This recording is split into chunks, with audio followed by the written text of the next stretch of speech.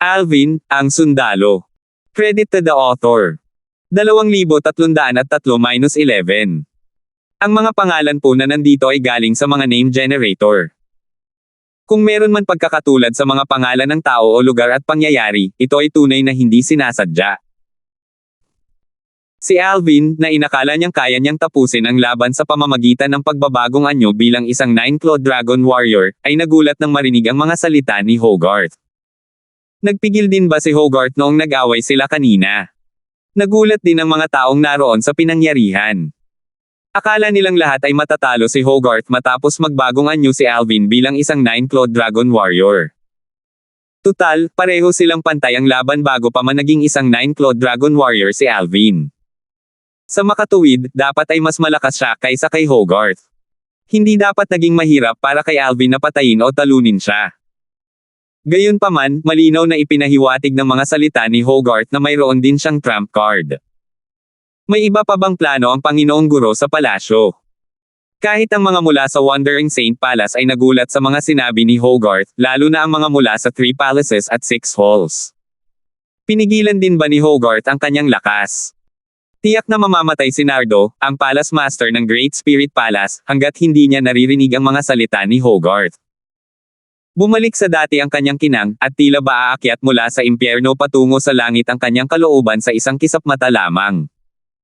Hindi niya pinagdudahan ang katotohanan ng mga salita ni Hogarth. Tutal, pamilyar siya kay Hogarth. Hindi si Hogarth ang tipo ng taong magsasalita ng pabaya. Nagliwanag ang mga mata ni Fredo, ang pinakamalakas na direktang disipulo ni Hogarth, nang tila may naalala siya. Guro. Gayunpaman, pagkaraan ng ilang sandali, tumigil ang ngiti sa kanyang mukha nang maalala niya ang isa pang mahalagang bagay. Kung gagamitin ng guro ang galaw na iyon kay Alvin, kung gayon. Si Wendy na nakatayo sa tabi ni Fredo ay tila may naisip nang biglang natunaw ang nagyayelong ekspresyon ng mukha niya at napalitan ng nag-aalalang ekspresyon. Mabilis siyang sumigaw, Guro. Hindi. Alvin, 3 taon ka nang sumasali sa Wandering Saint Palace. Nabalitaan mo na siguro na lahat ng Palace Master sa Wandering Saint Palace ay nagmana ng teknik mula pa noong mga nakaraang henerasyon upang matagumpay na malampasan ang Celestial Ascension Tribulation. Dahil dito, wala pang Palace Master na nabigo sa Heavenly Tribulation. Kinumpirma ng mga salita ni Hogarth ang hinala ni Fredo at Wendy. Plano ng kanilang Panginoon na gamitin ang teknik na ito upang malampasan ang Celestial Ascension Tribulation laban kay Alvin. Bilang mga direktang disipulo ni Hogarth, malabo nilang alam ang tungkol sa minanang pamamaraan na nagpapahintulot sa mga Palace Masters of Wandering Spirit na humiram ng puwersa mula sa kidlat ng Tribulation upang labanan ang Heavenly Tribulation at malampasan ito. Gayunpaman, hindi sila sigurado sa mga detalye. Kung gagamitin ito ng kanilang Panginoon sa isang labanan, hindi na niya ito magagamit muli upang malampasan ang Celestial Ascension Tribulation. Ang teknik na iyon ay kayang pumatay ng sinumang hindi isang eminent celestial. Swoosh! Natural lang, alam ni Alvin ang plano ni Hogarth matapos niyang marinig ang mga salita nito. Mukhang ang teknik para malampasan ang Heavenly Tribulation na naipasa sa mga Palace Masters ng Wandering Saint Palace ay magagamit din sa labanan. Hindi na kailangang sabihin, labis siyang nabigla. Alam niyang minana ng mga Palace Masters ng Wandering Saint Palace ang teknik para malampasan ang Heavenly Tribulation dahil walang Palace Masters mula sa Wandering Saint Palace ang nabigo sa Celestial Ascension Tribulation. Gayunpaman, hindi niya inaasahan na ang teknik na ito ay magagamit din bilang isang atake. Napagtanto rin ng mga taong naroon sa pinangyarihan ang ibig sabihin ng mga salita ni Hogarth. Labis din silang nagulat. Nakikita ko. Tama lang. Base sa mga salita ng Panginoong Guro sa palasyo, tila magagamit din ang teknik na ito sa isang labanan. Hindi ko inaasahan ito. Kung ganoon nga, sino ang nakakaalam kung sino ang huling tatawa? Sa isang banda, mayroon tayong Nine-Clawed Dragon Warrior. Sa kabilang banda, mayroon tayong Lord Palace Master na nagmana ng teknik para malampasan ang Heavenly Tribulation. Sa aking palagay, malamang na mananalo si Lord Palace Master. Sang-ayon ako. Bukod sa mga mula sa Wandering Saint Palace, ang iba pa mula sa Three Palace at Six Halls ay nag-uusap din tungkol dito. Napagpasyahan nilang lahat na si Hogarth ang mananalo. Nag-uusap pa rin ang lahat nang magsimulang magsalita si Alvin. Palace Master Yates, kung hindi ako nagkakamali. Napakalakas ng boses niya kaya natabunan nito ang lahat ng boses sa paligid, kaya nakuha nito ang atensyon ng lahat. May limitasyon siguro ang teknik mo, di ba? Kung hindi, gagamitin mo sana yun para patayin ako kanina. Maririnig ang kumpiyansa sa boses niya nang magsalita siya. Tumango ang lahat bilang pagsang-ayon nang marinig nila ang mga salita ni Alvin. Nakatuwiran para sa kanila ang kanyang mga salita. Kung walang mga paghihigpit, hindi sana lumaban si Hogarth kay Alvin ng ganito katagal bago tuluyang nagdesisyong gamitin ang teknik na iyon, tama ba? Maaari niya sanang pinatay si Alvin sa isang galaw lamang. Tama. Walang pag-aalinlangang inamin ni Hogarth. Hindi niya ito tinangkang itanggi. Kapag ginamit ko ang minanang teknik sa iyo, hindi ko na ito magagamit para malampasan ang heavenly tribulation. Kailangan ko itong malampasan gamit ang sarili kong lakas kaya may kaakibat itong panganib na mabaygo. Gayunpaman, tiwala akong kaya kong patayin ang sinumang hindi isang eminent celestial na may teknik na iyon. Dahil wala akong laban sa iyo pagkatapos mong magbagong anyo bilang isang 9-clawed dragon warrior, baka mamatay ako. Kung mamatay ako, ano pa ang saysay ng hindi paggamit ng teknik na ito? Mas mabuti pang gamitin ko na lang ang teknik na ito. Sa pinakamarami, kailangan ko na lang umasa sa sarili kong lakas para malampasan ang Celestial Ascension Tribulation. Sa ganoong paraan, may pagkakataon pa rin akong malampasan ang Heavenly Tribulation, determinado niyang sabi. Dahil gusto ni Alvin na mamatay si Hogarth, hihilahin niya si Alvin pababa kasama niya. Tutal, hindi naman siguro mamamatay si Hogarth. Nang marinig ni Alvin ang mga salita ni Hogarth, hindi na niya magawang manatiling walang pakialam. Naging seryoso ang kanyang ekspresyon at ang kanyang mga mata ay kumikinang na parang nagkalkula. Ang teknik na naipasa sa loob ng maraming henerasyon ay tiyak na talagang malakas. Kung hindi, paano nito malalampasan ang Celestial Ascension Tribulation? Mayroong 81 kidlat sa Celestial Ascension Tribulation at ang bawat kidlat ay magiging mas malakas kaysa sa nauna. Bukod dito, wala ni isa sa mga Palace Masters ang nabigong malampasan ang Celestial Ascension Tribulation gamit ang teknik na ito. Kayang-kaya pa nga ng teknik na ito na harapin ang Celestial Ascension Tribulation. Kakayanin ko kaya ito? Si Alvin ay binalot ng matinding kawalan ng katiyakan. Kung gagamitin ko ang Super Saint Weapon, ang Devil Seal Tablet, mapapatay ko ba siya bago niya gamitin ang mga teknik? Umiling si Alvin. Bagamat isa na siyang tunay na makapangyarihang nilalang sa 9th form ng Saint Celestial Stage, hindi siya sigurado kung ang Super Saint Weapon, ang Devil Seal Tablet, ay kayang talunin ang isang Devil Cultivator sa 9th form ng Saint Celestial Stage. Tutal, ang Devil Seal Tablet na hawak niya ay hindi kumpleto. Dahil dito, hindi niya ito isinugal. Tutal, mamamatay siya sa isang pagkakamali lang. Sa oras na iyon, mawawala sa kanya ang lahat. Kung buo ang Devil Seal Tablet, maaari na sana siyang makaharap ng mga Devils at Devil Cultivator na mga Eminent Celestial o Eminent Devils. Palace Master Yates, panalo ka. Nagpa siya si Alvin na tanggapin ang pagkatalo. Itinaas niya ang kanyang kamay at kinuha ang kanyang mga lilang roba bago ito isuot muli. Kasabay nito, bumalik siya sa kanyang anyong tao. Nagpa siya siyang tanggapin dahil haharapin niya ang isang teknik na naipasa sa loob ng maraming henerasyon sa mga Palace Masters ng Wandering Saint Palace upang malampasan ang Celestial Ascension Tribulation. Nang makita ito ng mga tao sa pinangyarihan, hindi na sila nagulat. Kung tutuusin, kung sila ang nasa kalagayan ni Alvin, ganoon din ang gagawin nila. Palace Master Yates. Maglalaban tayong muli kapag pareho na tayong naging Eminent Celestials. Sa oras na iyon, gusto kong makita kung paano mo ako matatalo. Sabi ni Alvin habang nakatingin kay Hogarth. Ang pagsang-ayon na ginawa niya ay pansamantala lamang. Muli, walang nagulat dito dahil naiintindihan nila ang iniisip ni Alvin. Walang pakialam na sinabi ni Hogarth, kung gayon, kailangan nating maghintay hanggang sa maakit mo ang Celestial Ascension Tribulation. Hindi ito kasing simple ng iniisip mo. Batay sa kanyang mga salita, tila hindi siya naniniwala na malalampasan ni Alvin ang Celestial Ascension Tribulation. Ang kanyang paniniwala ay may dahilan.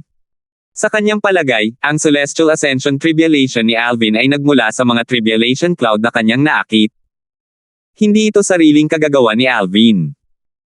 Tutal, sa kasaysayan ng Devil Clans, maraming mga devils at devil cultivators sa 9th form ng Saint Celestial Stage na naunawaan ang langit at lupa hanggang sa limitasyon nito at sinubukang malampasan ang kanilang Celestial Ascension Tribulation gamit ang Celestial Ascension Tribulation na naakit ng iba. Gayunpaman, lahat sila ay nabigo ng walang anumang exception. Dahil dito, hindi niya inakala na magtatagumpay si Alvin. Pagkatapos ng lahat, nakahinga ng maluwag si Hogarth sa pagtanggap ni Alvin. Kung tutuusin, nangangahulugan ito na matagumpay niyang malalampasan ang Heavenly Tribulation at magiging isang Eminent Celestial. 2304. Simple lang ang dahilan ng pansamantalang pagsang-ayon ni Alvin. Hanggat matagumpay nilang nalampasan ni Hogarth ang Heavenly Tribulation at naging Eminent Celestials, hindi na magiging banta sa kanya si Hogarth dahil nagamit na sana ni Hogarth ang teknik na ito para malampasan ang Heavenly Tribulation. Ang isang Eminent Celestial ay makakakuha ng Celestial Origin Energy na natatangi sa mga Eminent Celestial. Ito ay napakalakas na kahit ang isang powerhouse sa 9th form ng Saint Celestial Stage na lubos na nakaintindi sa langit at lupa ay mas mababa. Gusto kong makita kung paano ako matatalo ni Hogarth kapag naging isang Eminent Celestial na ako. Tiningnan ni Alvin si Hogarth ng may pananabik, inaabangan ang kanilang susunod na laban. Di nagtagal, inilipat niya ang kanyang tingin at lubos na itinoon ang kanyang atensyon sa pagdaig sa Celestial Ascension Tribulation. Mayroong 81 kidlat ng Tribulation sa isang Celestial Ascension Tribulation. Ang bawat isa ay mas malakas kaysa sa nauna. Hindi ito magiging madaling malampasan. Tinitigan niya ang mga Tribulation Cloud ng may mabigat na puso. Talaga bang pumayag siya? Nadismaya si Nardo, ang Palace Master ng Great Spirit Palace, nang makita niyang nagpasya si Alvin na pumayag kahit na halata naman ang desisyon niya. Naghahanda na siyang manood ng palabas. Sino ang mag-aakala na atras si Alvin? Mabuti sana kung hindi umatras si Alvin. Sa oras na iyon, kakailanganin ni Hogarth na gamitin ang minanang pamamaraan upang malampasan ang Heavenly Tribulation upang patayin si Alvin. Sa oras na iyon, maaaring mabaigo pa nga si Hogarth sa Heavenly Tribulation dahil nawala na niya ang kanyang pinakamalaking trump card. Parang pagpatay lang ng 2 ibon gamit ang isang bato. Natural, ang kinalabasang ito ang pinakakapaki-pakinabang kay Nardo. Bagamat mabuti para sa angkan ng tao devil ang pagiging isang Eminent Celestial ni Hogarth, sa personal, masama ito para sa kanya at sa Great Spirit Palace. Si Nardo ay isang makasariling tao.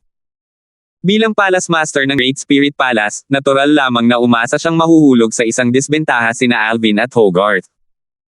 Mamamatay si Alvin, at mabibigo si Hogarth sa kanyang Heavenly Tribulation. Gayunpaman, hindi ba nag-aalala si Hogarth na papatayin siya ni Alvin kapag nalampasan niya ang Heavenly Tribulation at naging isang Eminent Celestial? Naisip ni Nardo nang nakakunot ang noo. Kung mapatay si Hogarth, siya at ang Great Spirit Palace ang susunod na target ni Alvin. Dapat malaman ni Hogarth na hindi niya matatalo si Alvin kapag nalampasan niya ang Heavenly Tribulation at naging isang Eminent Celestial. Tama, may nakalimutan ako. Lumalim ang kunot noo ni Nardo nang may maisip siyang isa pang bagay, hindi si Alvin ang nakaakit ng Celestial Ascension Tribulation ng mag-isa, umaasa siya sa Celestial Ascension Tribulation na naakit ni Hogarth. Naisip ni Nardo sa sarili, isa kasaysayan ng Devil Clans, maraming tao ang pumipiling harapin ang Celestial Ascension Tribulation tulad ng ginawa niya. Gayunpaman, wala ni isa sa kanila ang nagtagumpay. Hindi nakakapagtaka na hindi nag-aalala si Hogarth na malagay sa panganib ang kanyang buhay matapos maging isang Eminent Celestial si Alvin. Kung tutuusin, malabong malampasan ni Alvin ang Celestial Ascension Tribulation. Sa palagay ni Hogarth ay hindi malalampasan ni Alvin ang Tribulation. Sa sandaling ito, sa wakas ay naunawaan na ni Nardo ang iniisip ni Hogarth. Nasayang ko ang oras ko sa pagturing kay Alvin bilang aking mortal na kaaway. Lumalabas na, nasa kabaong na ang isang paa niya. Nang muling tumingin si Nardo kay Alvin, tuluyang nawala ang pag-aalala at takot sa kanyang mga mata.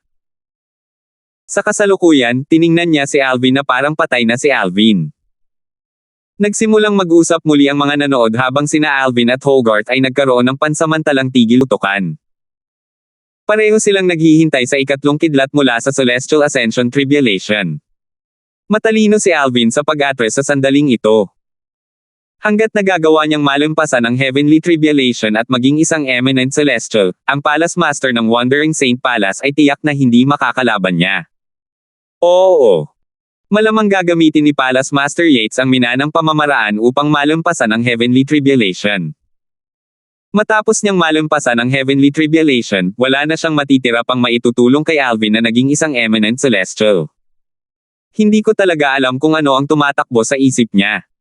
Kung ako sa kanya, tiyak na gagamitin ko ang teknik na ito para patayin si Alvin. Tutal, hindi naman sigurado kung mabibigo siya sa heavenly tribulation kahit hindi niya gamitin ang teknik na iyon. Oo nga. Kahit wala ang minanang teknik, hindi naman siguro matatalo si Hogarth sa heavenly tribulation. Gayunpaman, nasa disbentahan na ang sitwasyon niya ngayon. Ang tanging makapagliligtas lang niya ngayon ay kung matalo si Alvin sa heavenly tribulation. Batay sa kasalukuyang sitwasyon, wala talagang balak gamitin ni Palace Master Yates ang teknik na iyon para patayin si Alvin na sumuko na.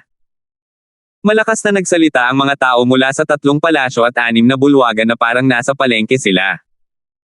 Natural lamang na narinig ng mga tao mula sa palasyo ng mga Wandering Saint ang kanilang pag-uusap.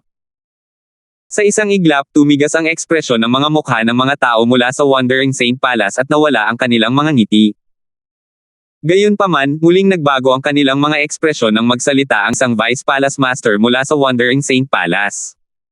Nagsimula silang ngumiti muli at isang kislap ang makikita sa kanilang mga mata.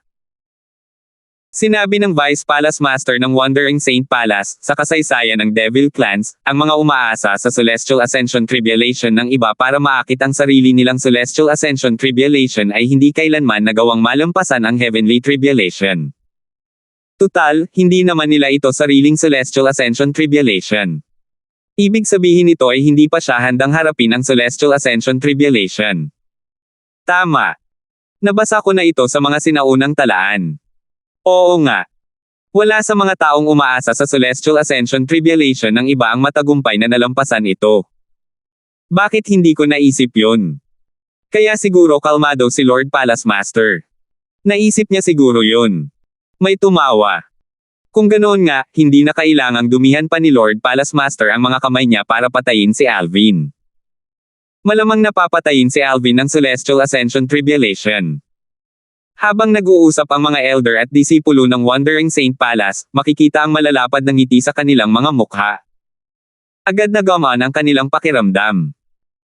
Samantala, narinig ng mga mula sa 3 palasyo at 6 na bulwagan ang mga salita ng Vice Palace Master ng Wandering Saint Palace at napagtanto nilang mayroon silang mga bagay na naisip ng labis.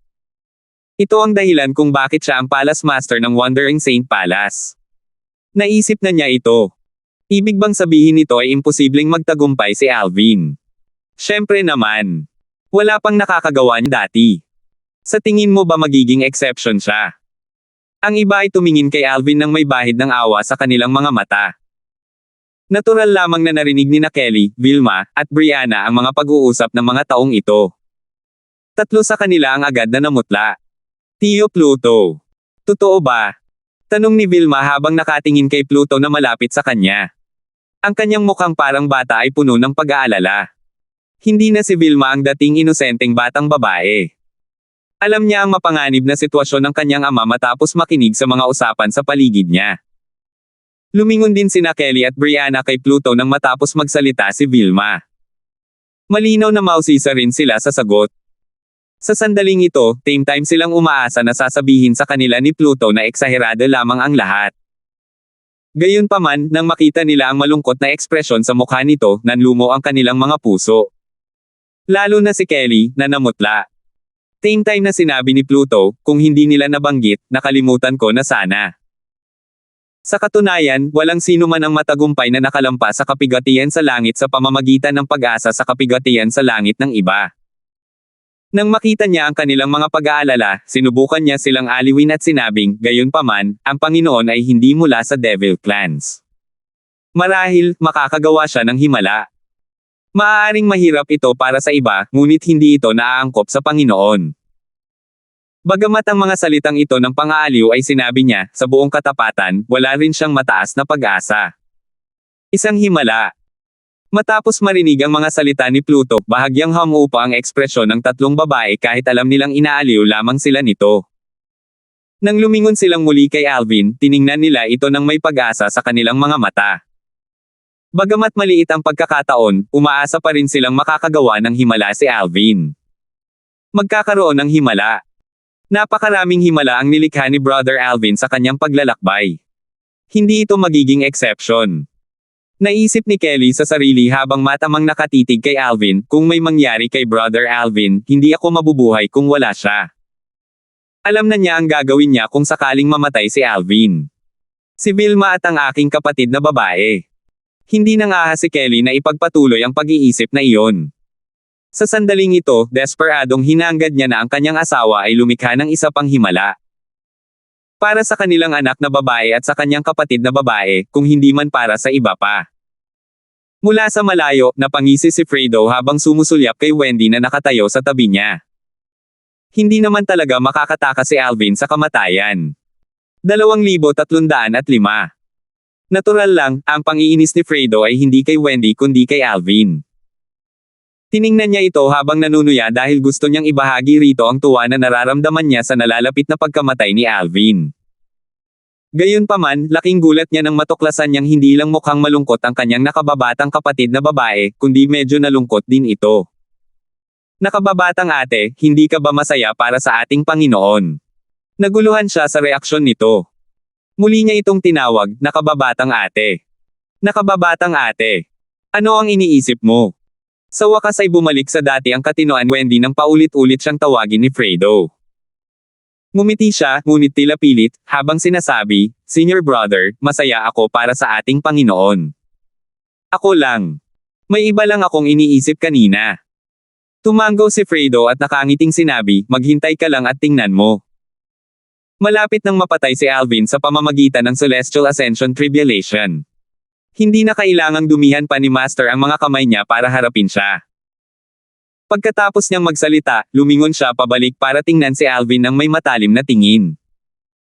Bagamat hindi siya gaanong nakikipag-ugnayan kay Alvin, sabik na siyang patayin si Alvin nang malaman niyang siya ang Young Mansion Master ng Asher Cloud Mansion. Nakalulungkot na wala siyang lakas para patayin si Alvin gamit ang sarili niyang mga kamay.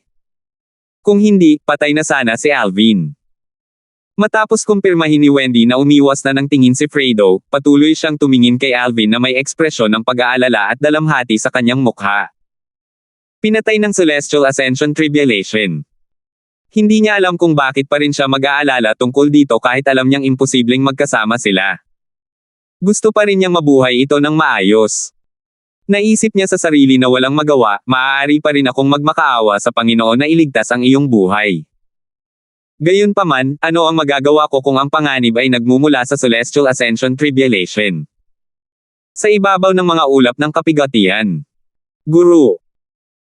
Tiningnan ng patriarka ng angkan ng mga tao-demonyo ang matandang lalaking nakaabong damit at seryoso at maingat na sinabi, bagamat walang naunang pagkakataon na may isang taong dumaan sa heavenly tribulation sa ilalim ng ganitong mga pangyayari, sinasabi sa akin ng aking likas na ugali na ang lalaking ito ay naiiba. Isa siyang dragon warrior na may 9 claw kung tutuusin. Tunay nga. Sa kasaysayan ng Devil Clans, walang naunang pagkakataon na may sinumang nakapasa sa Celestial Ascension Tribulation na hindi nila naakit ng mag-isa. Gayunpaman, naiiba si Alvin sa kanila, isa rin siyang 9-clawed Dragon Warrior. Ang katawan ng isang 9-clawed Dragon Warrior ay kasing lakas ng isang 8-clawed Divine Dragon. Kaya pa nilang harapin ang mga unang kidlat mula sa Celestial Ascension Tribulation gamit lamang ang kanilang brutal na lakas. Dahil dito, ang patriarka ng angkan ng mga Diablo tao ay nag-aalala kay Alvin. Bakit? Mukhang tiwala ka naman na malalampasan niya ang heavenly tribulation. Walang pakialam na tanong ng matandang lalaki na nakaabong damit matapos marinig ang mga salita ng patriarch ng Human Devil Clan. Mula simula hanggang ngayon, nanatiling walang ekspresyon ang matanda. Tila mapapanatili pa rin niya ang kanyang kahinahunan kahit gumuho ang bundoktay sa harap niya. May kutob akong iba siya sa mga Diablo noon. Tao rin naman siya. Hindi imposibleng malampasan niya ang kapigatian sa langit, seryosong sabi ng patriarka ng angkan ng mga Diablo tao. Kung gayon, plano mo na ba siyang patayin ngayon? Muling tanong ng matandang lalaki na nakaabong damit. Guro, tigilan mo na ang pang-aasar mo sa akin. Dumaranas siya ngayon ng kapigatian sa langit. Kung kikilos ako ngayon, iisipin ng kapigatian sa pag-akyat sa langit na sinusubukan ko siyang tulungan, at dahil dito, magdurusa ako sa parusang kidlat. Sabi ng patriarka ng angkan ng mga dyablo, tao ng may ngiti. Bagamat isa siyang eminent celestial, hindi siya maliligtas sa parusang kidlat kung makikialam siya sa kapigatian sa pag-akyat sa langit ng ibang tao. Kahit na ang pinakamalakas na kidlat mula sa Celestial Ascension Tribulation, ang ika-81 kidlat, ay hindi banta sa isang eminent celestial. Kung ang isang eminent celestial ay susubukang makialam, ang Celestial Ascension Tribulation ay maglalabas ng mas malakas at mas nakakatakot na parusa ng kidlat. Sa kasaysayan ng Devil Clans, may mga eminent devils at celestials na nagtangkang tulungan ang iba na malampasan ang kanilang mga heavenly tribulations, ngunit sa huli, sila ang napatay. Bukod dito, ang parusang kidlat na pumatay sa mga eminent devils at celestials ay 10 beses na mas malakas kaysa sa huling kidlat mula sa Celestial Ascension Tribulation. Sa ganitong kalakaran, paano maglalakas loob ang patriarka ng angkan ng mga tao-demonyo na makialam sa Celestial Ascension Tribulation? Para na rin itong paghangad ng kamatayan. Paano kung malampasan niya ang kapigatian sa langit? Hindi ka ba sigurado na mapapatay mo siya pagkatapos niya maging isang eminent celestial? Walang pakialam na tanong ng matandang lalaki na nakaabong damit. Matapos makinig sa mga salita ng matandang lalaki na nakasuot ng kulay abong damit, ang patriarka ng angkan ng mga dyablo tao ay ngumiti ng mapait. Guro, kahit na mas maaga akong naging isang eminent celestial kaysa sa kanya, sa palagay ko ay hindi ako makakapantay sa isang eminent celestial na isa ring 9-clawed dragon warrior. Ngumisi ang matandang nakaabong damit habang malamig na sinasabi, kung talagang wala kang silbi, papatayin ko siya gamit ang sarili kong mga kamay. Halatang naiinis siya sa inasal ng kanyang disipulo. Agad na nagliwanag ang mga mata ng patriarka ng angkan ng mga tao-demonyo nang marinig ang mga salita ng matandang lalaki na nakasuot ng kulay abong damit. Magiging maayos ang lahat sa tulong mo, Panginoon. Isang biro. Ang kanyang amo ay nasa antas na mas mataas kaysa sa isang eminent celestial.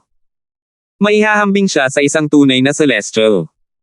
Kung ikukumpara, ang isang simpleng eminent celestial na isang 9-clawed dragon warrior ay parang isang walang kalaban-laban na sanggol, tama ba? Samantala, natural lang na hindi alam ni Alvin na kakaharapin na lang niya ang banta mula kay Hogarth, ang Palace Master ng Wandering Saint Palace.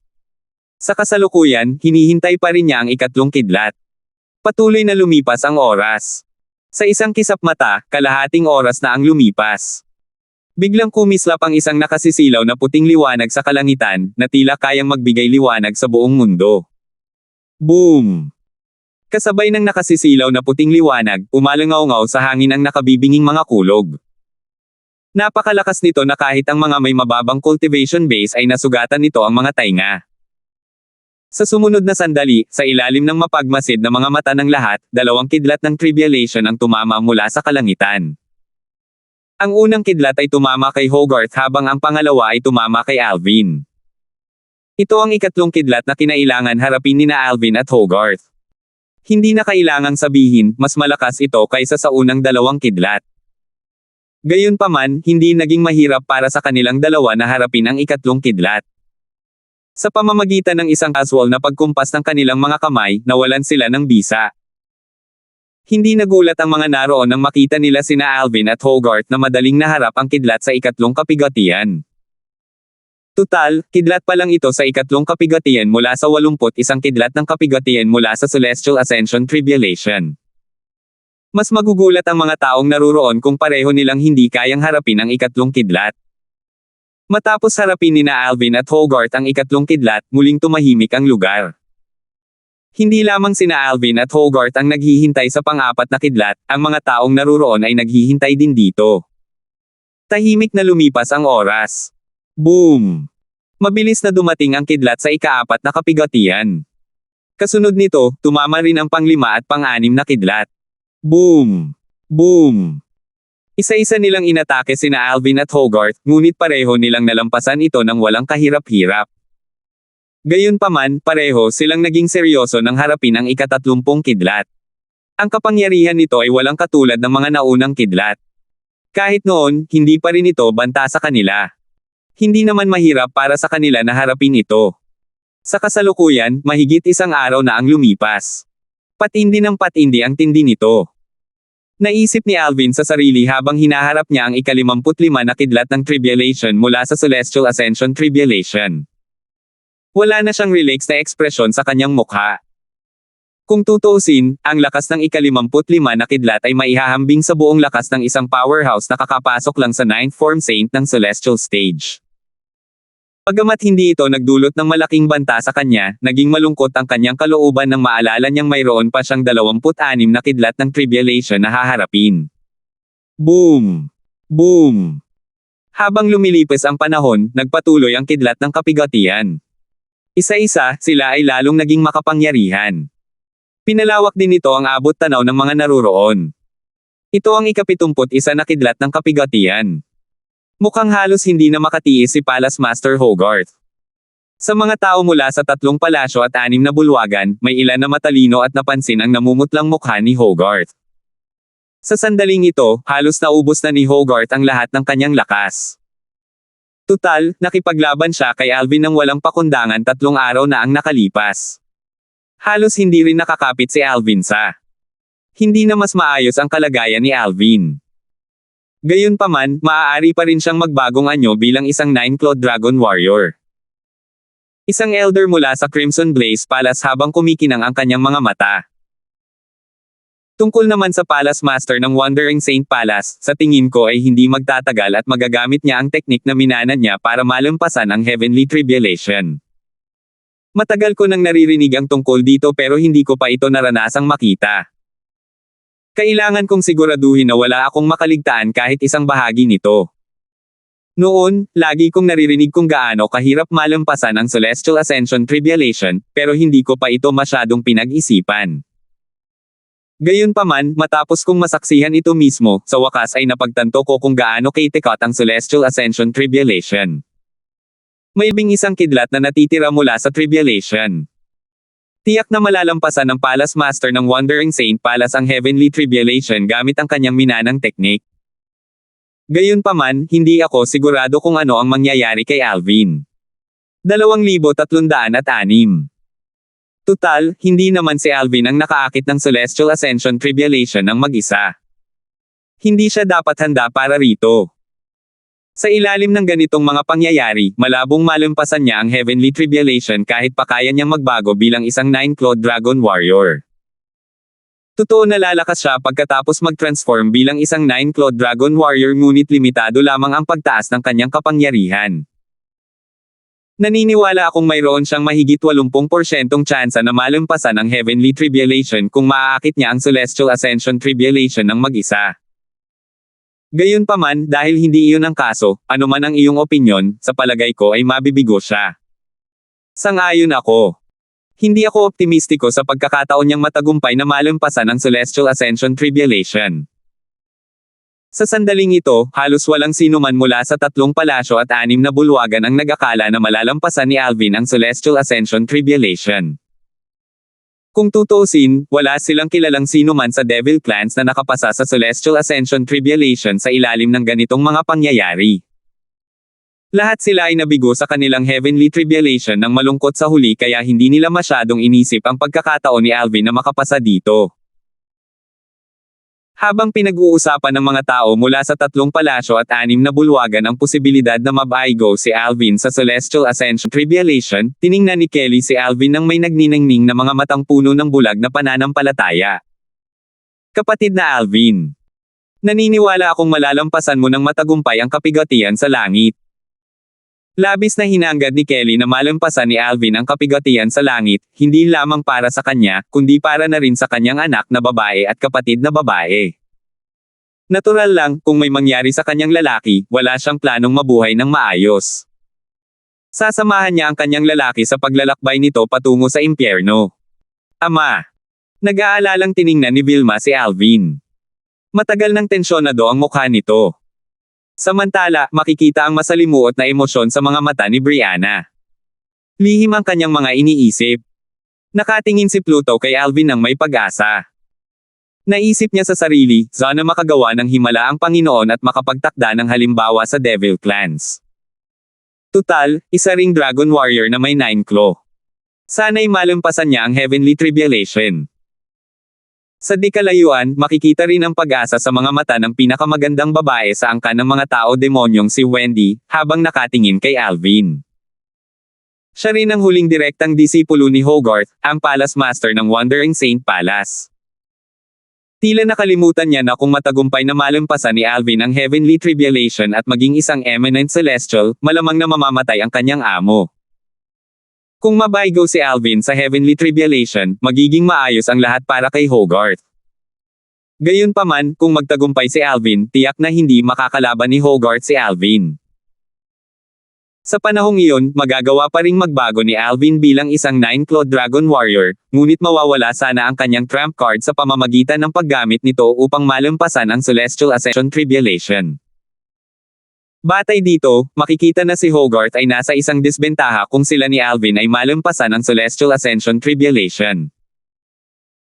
Si Fredo, ang senior brother ni Wendy, na nakatayo sa di kalayuan ay napangisi habang sinasabing, sabik na sabik akong makita kung gaano karaming kidlat ang kayang tiisin ni Alvin.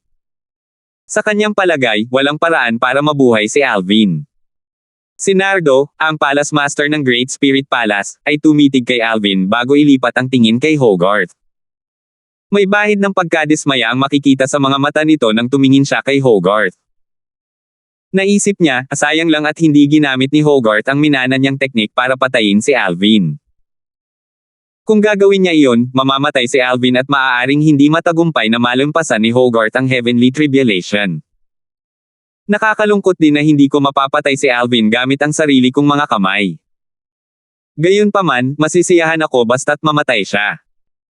Maituturing na hindi ko direktang naipaghiganti ang aking direktang disipulo. Panoorin ko habang siya ay pinapatay ng kidlat ng Tribulation. Natural lang, panalo sana si Nardo kung ginamit ni Hogarth ang minanang teknik para patayin si Alvin. Isa sa kanila ang mamamatay at ang isa naman ay maaaring mabaygo sa Heavenly Tribulation. Labis siyang natuwa nang maisip niya na si Alvin ay mapatay ng kidlat ng Tribulation, ngunit nainis siya nang maisip niya na matagumpay na nakapasa si Hogarth sa Heavenly Tribulation at naging isang eminent celestial. Walang kabusugang kasakiman. Perpektong inilarawan siya ng mga salitang ito. Ilang kidlat pa sa Tribulation ang sa tingin mo ay kakayanin ni Alvin? Habang hinihintay ni na Alvin at Horth Yates ang kidlat ng ika-71 na kapigatian, hindi napigilan ng mga miyembro ng 3 Palaces at 6 Halls ang kanilang sarili at muling nagkwentuhan. Karamihan sa kanila ay nag-uusap kung ilang kidlat ng kapigatian ang kayang labanan ni Alvin bago siya mamatay. Kanina, nakita kong medyo nahihirapan si Alvin na harapin ang kidlat ng ika-70 na Tribulation. Sa palagay ko ay magbabago siya bilang isang 9-clawed Dragon Warrior kapag kinailangan niyang harapin ang ika-72 o ika-73 na Ball Tribulation Lightning. Hula ng isang Elder mula sa Asher Shin Hall. Ika-72 o ika-73 na kidlat mula sa Tribulation. Sumagot ang isang Elder mula sa Crimson Blaze Palace, sa tingin ko ay magbabago siya bilang isang 9-clawed Dragon Warrior kapag nakaharap na niya ang kidlat mula sa ika-71 Tribulation. Sang-ayon ako. Nakita ko rin siyang nahihirapan noong hinaharap niya ang ika-70 na kidlat ng Tribulation ngayon lang. Tama ka. Karamihan sa mga tao ay sumang-ayon sa mga salita ng Elder ng Crimson Blaze Palace. Patuloy na nagtagpo ang mga ulap ng kapigatian hanggang sa matakpan nito ang buong lupain ng Wandering Saint Palace. Madilim sa Wandering Saint Palace. Sa ilalim ng ganitong kondisyon, 2 tao ang nagtatangkang malampasan ang kanilang Heavenly Tribulation, ang Celestial Ascension Tribulation. Ang 2 taong ito na nagtatangkang malampasan ang kanilang mga kapigatian sa langit ay matagumpay na nakakuha ng atensyon ng maraming tao. Karamihan sa kanila ay mga miyembro mula sa 3 palasyo at 6 na bulwagan ng angkan ng mga demonyo tao. Bukod sa mga pinuno ng isang palasyo at 6 na bulwagan, ang natitirang matataas na opisyal mula sa 3 palasyo at 6 na bulwagan ay naruroon.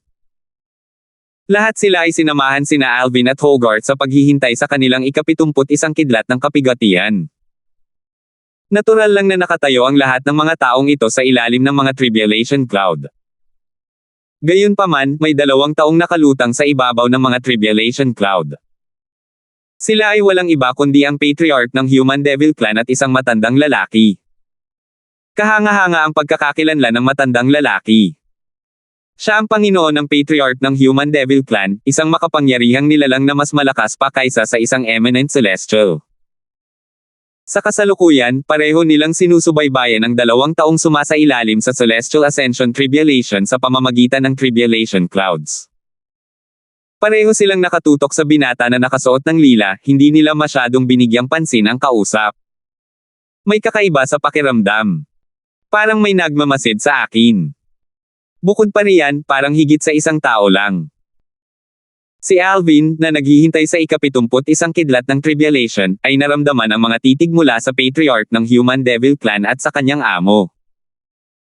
Gayunpaman, matapos suriin ang kanyang paligid gamit ang kanyang divine consciousness, wala siyang nakitang mali. Siguro nagkakamali ako. Maya-maya, tumigil na siya sa paghahanap at nagpatuloy sa paghahanda para sa pagdating ng ika-71 kidlat ng Tribulation. Naisip ni Alvin sa sarili habang sinusubukang aliwin ang sarili, nakakatakot talaga ang Celestial Ascension Tribulation. Ginamit ko halos lahat ng lakas ko para lang harapin ang ika-70 na kidlat ng Tribulation kanina. Natatakot ako na kakailanganin kong mag-transform bilang isang 9-clawed Dragon Warrior pagkatapos ng 2 o 3 kidlat pa ng Tribulation. Mabuti na lang at walang nakakabasa ng nasa isip ni Alvin.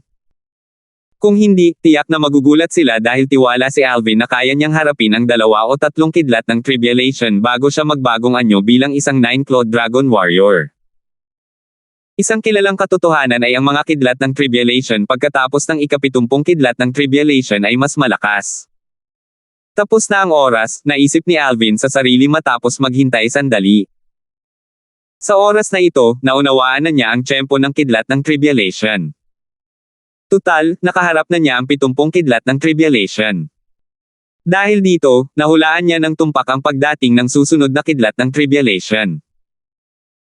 Pagkatapos na matapos mag-isip si Alvin, isang nakasisilaw na puting liwanag ang muling sumilay sa kalangitan, na nagliwanag sa madilim na lugar sa ilalim ng mga Tribulation Cloud.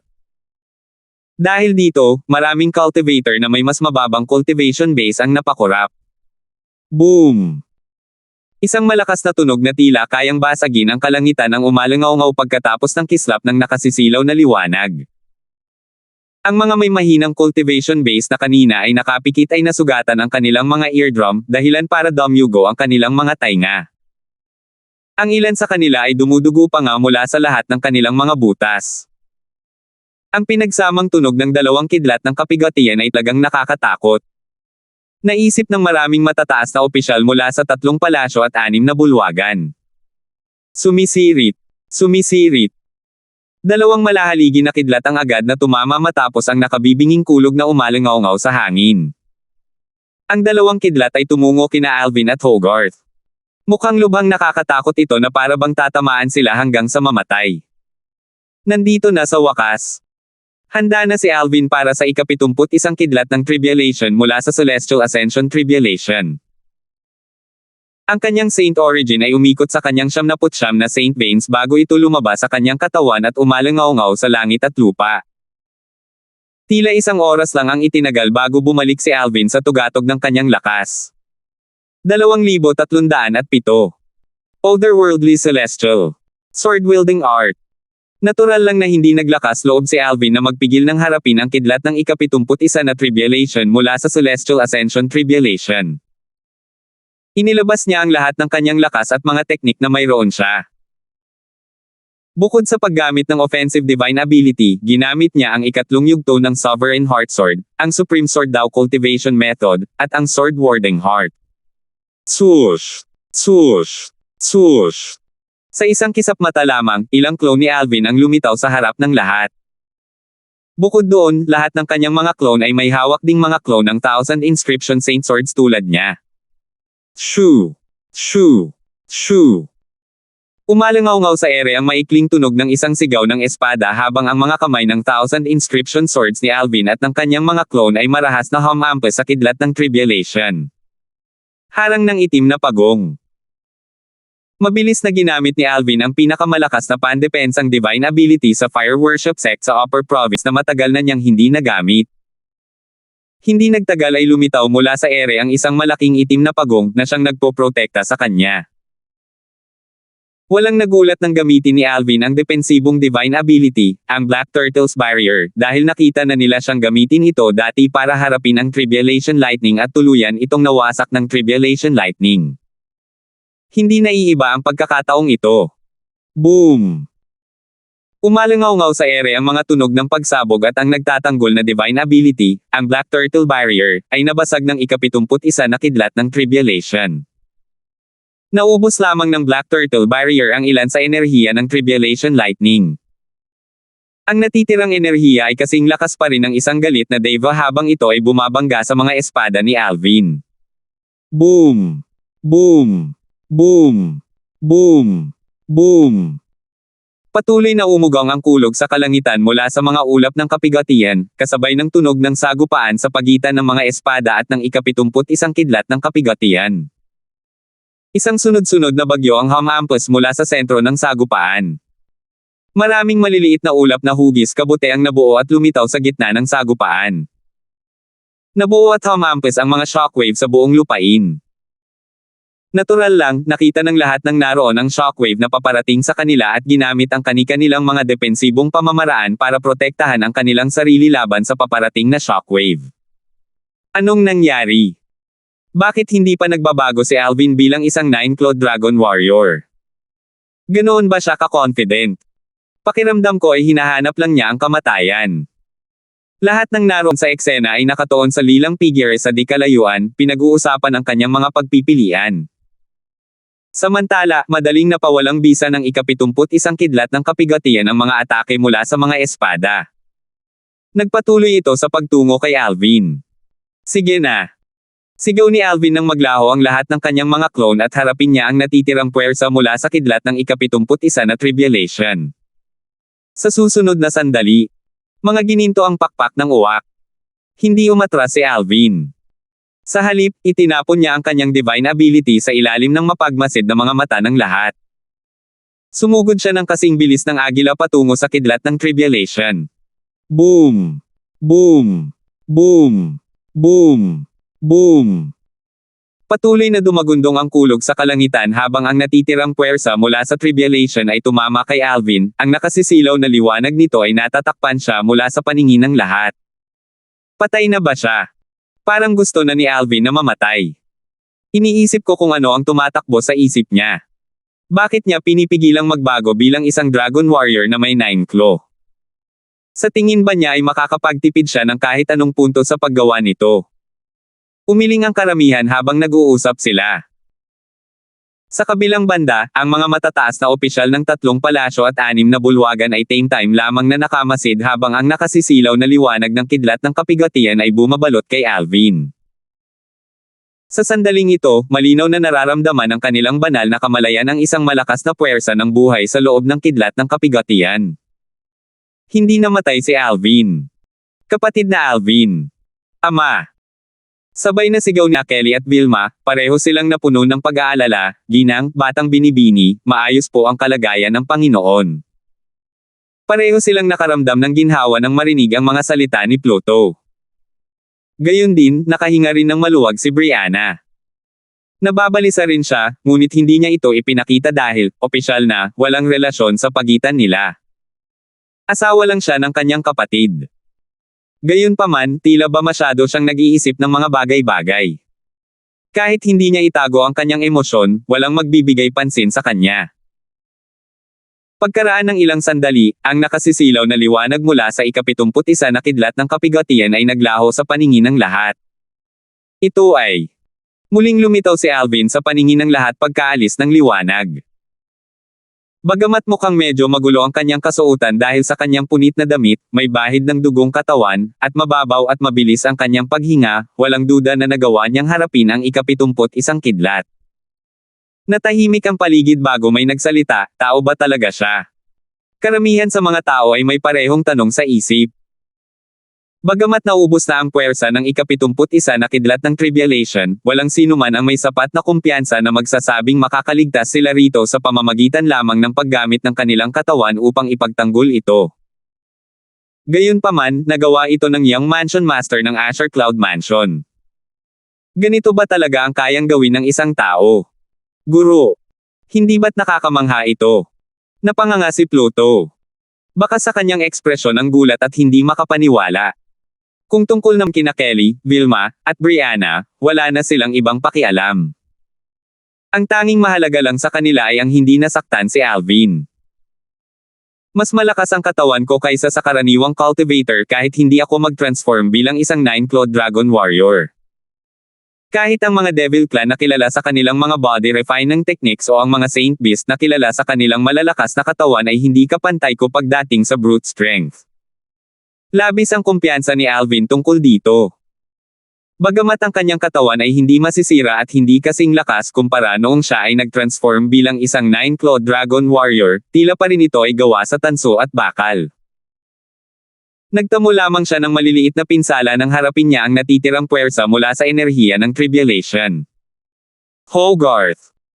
Bulong ni Alvin sa sarili habang nakatingin kay Hogarth matapos niyang matagumpay na harapin ang kidlat ng ika-71 na Tribulation. Nagkataon naman na si Hogarth ay humaharap pa rin sa kidlat ng ika-71 na Tribulation mula sa kanyang Celestial Ascension Tribulation. Ito ba ang teknik na minana ng mga Palace Masters ng Wandering Saint Palace para malampasan ang Heavenly Tribulation? Bahagyang nagulat si Alvin dahil nakita niya si Hogarth na nakatayong walang galaw sa malayo at blanko ang ekspresyon sa mukha. Hindi niya matukoy ang anumang Saint origin mula kay Hogarth, ngunit tila madali lang naharap ni Hogarth ang ika-71 na kidlat ng Tribulation. Boom! Boom! Boom! Boom! Boom! Ang ika-71 kidlat ng kapigatian ay tumama ng matindi kay Hogarth, ngunit ng mga 10 metro na ang layo nito kay Hogarth, tila naiwas ito ng isa di nakikitang puwersa. Sa katunayan, hindi lamang nito naiwas ang ika-71 kidlat, kundi tila tuluyan din itong nawasak. Napuno ng hindi makapaniwalang tingin si Alvin nang makita niya ito. Pareho silang matagumpay na nalagpasan ni Hogarth ang ika-71 kidlat ng Tribulation, ngunit sila ay nasa ibang-iba ng kalagayan matapos harapin ang kidlat ng Tribulation. Puno ng punit ang kanyang damit, at puno ng sugat ang kanyang katawan, ngunit si Hogarth ay hindi naantig. Ang di nakikitang puwersa ay napakalakas. Hindi lamang nito naiwasan ang kidlat ng Tribulation, kundi nagawa pa nitong sirain ito. Ginamit ni Alvin ang kanyang banal na kamalayan upang siyasatin si Hogarth noong si Hogarth ay humaharap sa ika-71 kidlat ng Tribulation, kaya naman, alam niya ang mga detalye kung paano hinarap ni Hogarth ang kidlat ng Tribulation. Sa sandaling ito, ang katawan ni Hogarth ay naglabas ng enerhiya na tila hindi niya pag-aari. Ang panlabas na puwersang ito ang tumulong sa kanya upang malampasan ang Celestial Ascension Tribulation.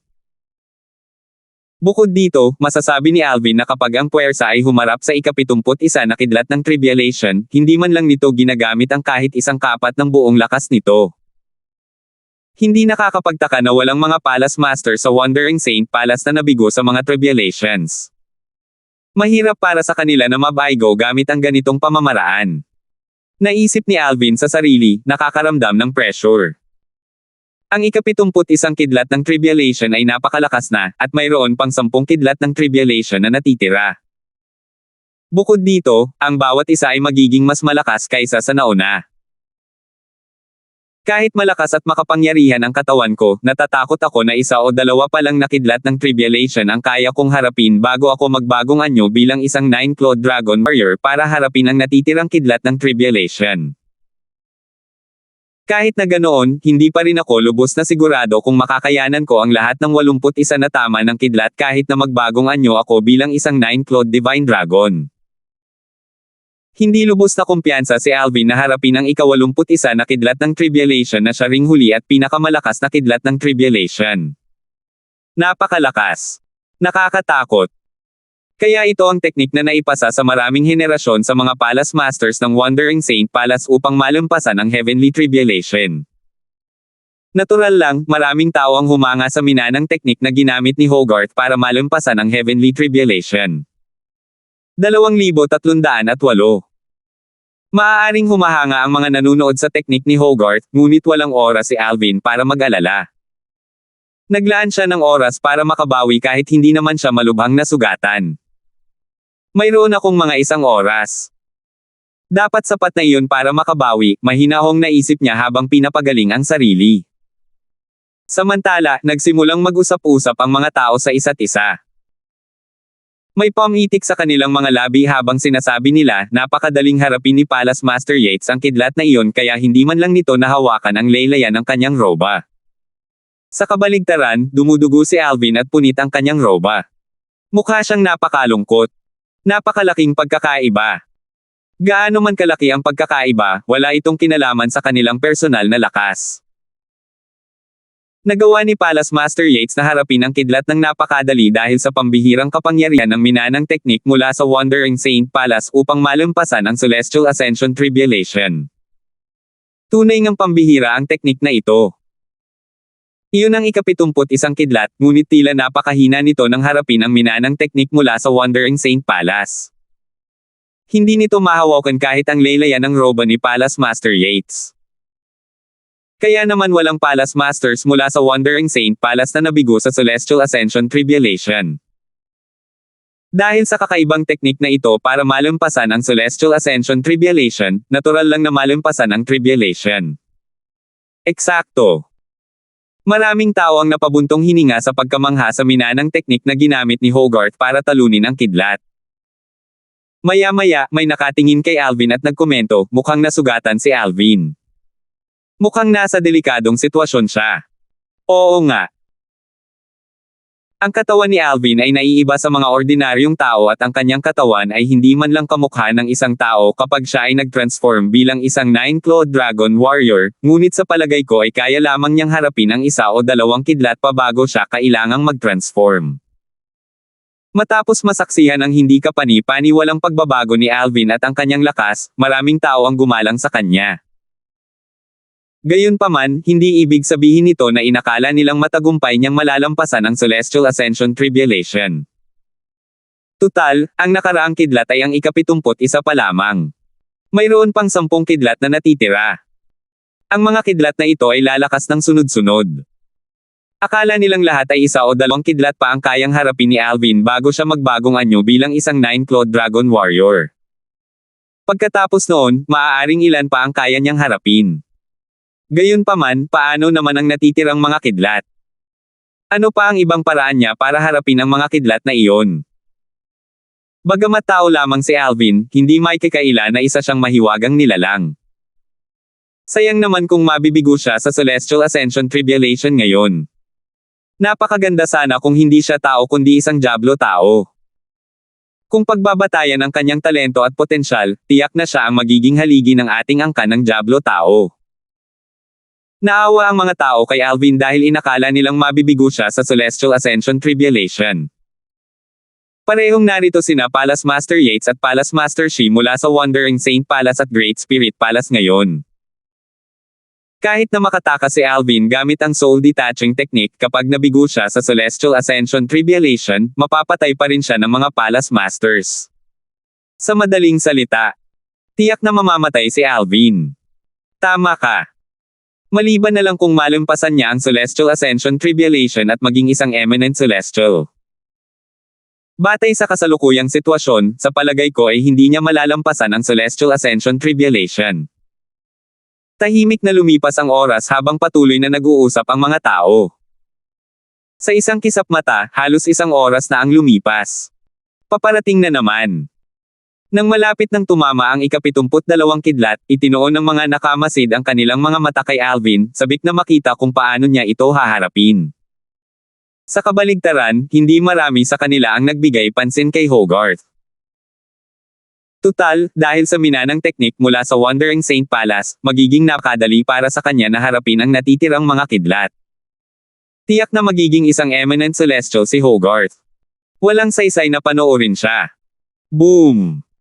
Gaya ng inaasahan, ang ika-72 kidlat ay tumama ng napakabilis. Dumating sila ng pares, ang isa ay tumama kay Alvin habang ang isa naman ay tumama kay Hogarth. Ang sumunod na nangyari ay ayon sa inaasahan ng karamihan. Nagawa ni Alvin na maubos ang malaking enerhiya mula sa ika-72 kidlat nang hindi nagbabago bilang isang 9-clawed Dragon Warrior. Pagkatapos, tiniis niya ang natitirang puwersa ng kidlat gamit ang kanyang napakalakas na pisikal na katawan. Dahil dito, lalo siyang nasugatan. Gayunpaman, hindi naman malala ang mga pinsala. Sa kabilang banda, walang kahirap-hirap na hinarap ni Hogarth ang ika-72 kidlat tulad ng dati niyang ginawa. Boom! Umalangaw-ngaw ang kulog sa ere habang tinatanglawan ng kidlat ang kalangitan. Malapit nang tumama ang ika-73 kidlat. Ginamit ni Alvin ang parehong taktika upang harapin ang ika-73 kidlat, ngunit medyo mahirap ito sa pagkakataong ito. Nagresulta ito sa mas malalang pinsala. Naisip niya sa sarili, mukhang kailangan kong magbagong anyo bilang isang 9-clawed Dragon Warrior upang harapin ang susunod na kidlat. Kung hindi, malubha akong masasaktan kahit na kaya ko itong harapin. Hindi maganda kung kailangan kong harapin ang natitirang kidlat sa isang estado ng pinsala. Ito ay magiging lubhang mapanganib at maaaring magdulot ng sunod-sunod na reaksyon na haantong sa aking pagkabigo. Malinaw na naunawaan ni Alvin ang sitwasyon niya. Isusulong niya ang kanyang sarili na masaktan kung hindi siya magbabago bilang isang 9-clawed Dragon Warrior. Hindi ako makapaniwala hindi nag-transform si Alvin bilang isang 9-clawed Dragon Warrior para harapin ang ika-73 na kidlat. Talagang napakamatapang niya. Gayunpaman, sa tingin ko ay naabot na niya ang kanyang limitasyon. Magbabago siya bilang isang 9-clawed Dragon Warrior para harapin ang susunod na kidlat. Sang-ayon ako. Gaya ng hinulaan ng karamihan, mga kalahating oras bago dumating ang ika-74 na kidlat, sa wakas ay nagpalit si Alvin bilang isang 9-clawed Dragon Warrior. Sa wakas ay nag-transform na siya bilang isang Dragon Warrior na may 9 claw. Ilang kidlat kaya ang kaya niyang harapin ngayon? Kahit gaano karaming kidlat ang kaya niyang harapin, siguradong hindi niya kayang harapin ang mga huling kidlat. 8 pang kidlat ang natitira. Sa palagay ko ay hindi niya kayang harapin lahat ng iyon. Iyon din ang iniisip ko. Maraming tao ang sabik na makita ang pagganap ni Alvin ngayong siya ay naging isang 9-clawed Dragon Warrior. Boom! Sa wakas, tumama ang ika-74 na kidlat. Ngayong si Alvin ay naging isang 9-clawed Dragon Warrior, madali niyang naharap ang kidlat. Wala siyang natamong anumang pinsala. Pagdating sa ika-75 na kidlat, kahit medyo mas mahirap, madali pa rin itong nalampasan ni Alvin. Nahirapan si Alvin na harapin ang ika-76 na kidlat kahit na nakatakas siya. Gayunpaman, ang ika-77 na mas malakas na kidlat ay nagawang masugitan siya.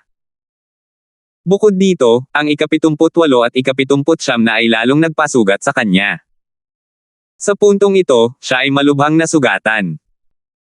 Nasugatan na siya ng ika-79 na kidlat bago pa man siya makabawi mula sa mga pinsalang natamo niya mula sa ika-78 na kidlat. Dumura si Alvin ng dugo dahil sa mga panlabas na pinsalang natamo niya mula sa ika-79 na kidlat. Ang kanyang dugo ay tila nakasisilaw na pula habang kumakalat ito sa kalangitan. Malungkot ang kanyang ekspresyon at ang kanyang mga mata ay nagpapakita ng kaunting kawalan ng pag-asa at determinasyon habang iniisip niya sa sarili, 2 kidlat na lang ang natitira. Gayunpaman, batay sa aking kondisyon, lalo na't 1 oras lamang, mahihirapan akong tuluyang gumaling sa loob ng 10 oras. Paanong hindi makakaramdam ng pagkailang si Alvin? 2 kidlat na lang ang kailangan niyang tiisin. Gayunpaman, batay sa lakas ng mga kidlat na unti-unting lumalakas, hindi siya sigurado kung kaya niyang harapin ang ika-80 at ika-81 na kidlat. Wala akong pagkakataong maghanda ng maaga at gamitin ng matalino ang aking enerhiya. Kung hindi, sa palagay ko ay hindi ako mapapasama sa ganito kalungkot na kalagayan ngayon. Kung may oras lang ako para maghanda, madali kong malalampasan ang Celestial Ascension Tribulation kung magbabago ako bilang isang 9-clawed Dragon Warrior. Matapos harapin ang 79 na tama ng kidlat, napagtanto ni Alvin na hindi siya nakapaghanda ng sapat ng maaga. Kung tutuusin, hindi niya inaasahan na makakaakit siya ng Celestial Ascension Tribulation. Hindi ko inaasahan na makakatagal pa pala si Alvin hanggang ngayon. Nagawa pa niya ang ika-79 na kidlat. Maraming nanonood ang humahanga kay Alvin. Tutal, hindi lang naman mga tao ang gumagalang sa malalakas na tao, ganoon din sa angkan ng mga tao Diablo. Si Alvin ay isang simpleng tao lamang na nakarating ng ganito kalayo nang harapin ang Celestial Ascension Tribulation kahit na hindi siya nabigyan ng pagkakataong maghanda para dito. Ito ay tiyak na isang bagay na magdudulot ng respeto ng mga tao. Base sa kanyang kasalukuyang kondisyon, malamang na hindi niya kayang harapin ang ika-80 na kidlat. Gayunpaman, nakapagtala na siya ng record sa Devil Clans kahit na mapatay siya ng ika-80 na kidlat. Sabi ng isang elder mula sa Crimson Blaze Palace. Sa kasaysayan ng ating mga Devil Clans, ang mga gumamit ng iba para maakit ang Celestial Ascension Tribulation ay pawang nabigo. Ang isa na nakapagtiis ng pinakamatagal bago ito ay nakapagtiis lamang hanggang sa ika-75 na kidlat. Kung hindi siya tao kundi isa sa atin, tiyak na mapapabilang ang pangalan niya sa kasaysayan ng Devil Clans. Sayang naman. Maya-maya, nalipat ang atensyon ng mga tao kay Hogarth. 2,300 at siyam.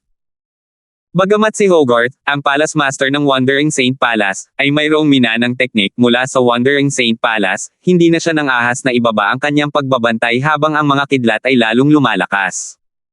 Boom! Boom! Boom! Nang nakatayo si Hogarth sa ere, mga 10 metro ang layo mula sa kanya, ang enerhiya ng isang kidlat ay kumalat sa lahat ng direksyon ng isang hindi nakikitang harang. Boom! Boom! Boom! Gayunpaman, isang malaking bahagi ng enerhiya mula sa kidlat ang tumagos pa rin sa hindi nakikitang harang at sumugod patungo kay Hogarth na parang isang nagngangalit na toro. Kinailangan pa rin niyang gamitin ang sarili niyang lakas upang harapin ang natitirang enerhiya mula sa kidlat. Bagamat hindi siya nasaktan ng kidlat na ito tulad ng nangyari kay Alvin, malubhang nasugatan pa rin siya.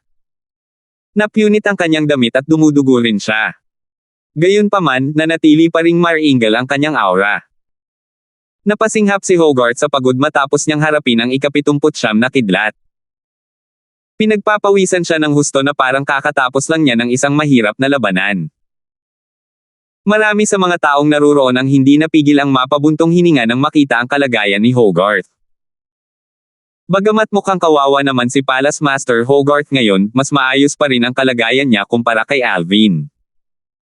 Kung pagbabatayan ang kalagayan niya ngayon, sa tingin ko ay parang laro lang ang pagharap niya sa huling 2 kidlat. Masyadong magkaiba ang kanilang kapalaran. Mamamatay si Alvin sa susunod na kidlat habang si Hogarth ay makakalampas sa Celestial Ascension Tribulation at magiging isang eminent celestial.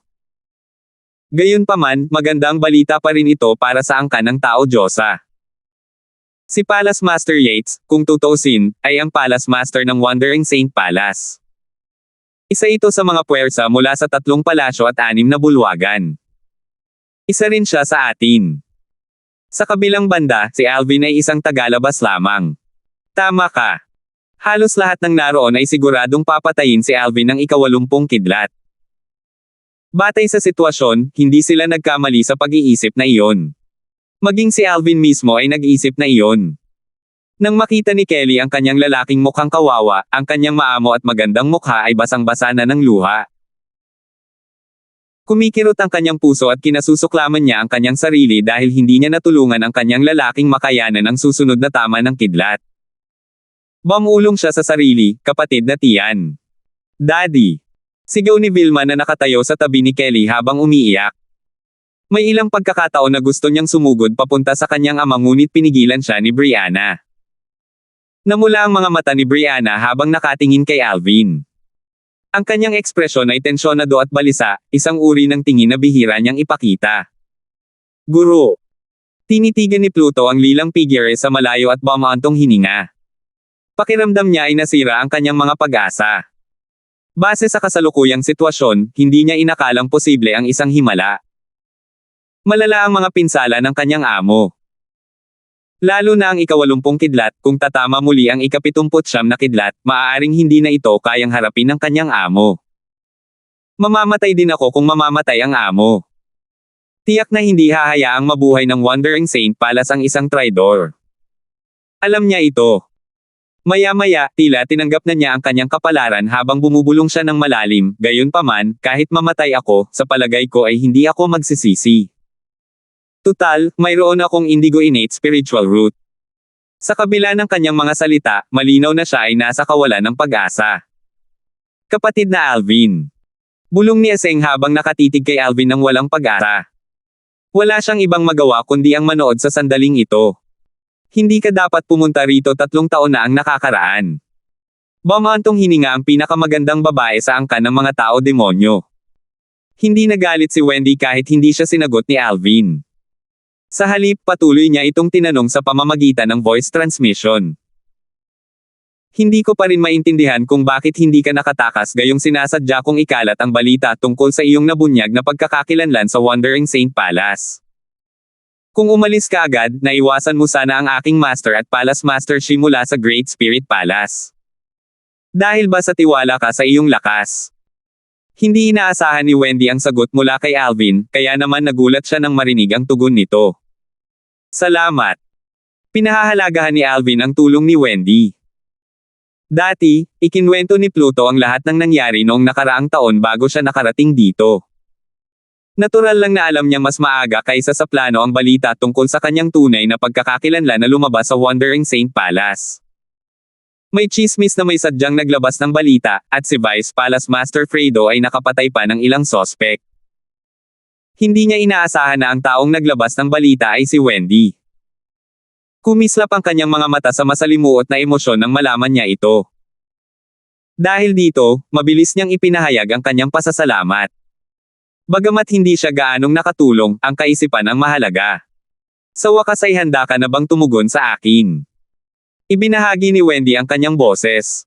May bahid ng tuwa rin na maririnig sa kanyang boses. Sa tingin ko papatayin ako ng 80 kidlat mula sa Celestial Ascension Tribulation. Muling ibinaba ni Alvin ang kanyang boses. May hihingin sana akong pabor sa iyo. Pinutol ni Wendy si Alvin. Alam niya ang gusto nitong sabihin. Gusto mong protektahan ko ang 3 iyon, di ba? Oo. Sagot ni Alvin sa pamamagitan ng voice transmission.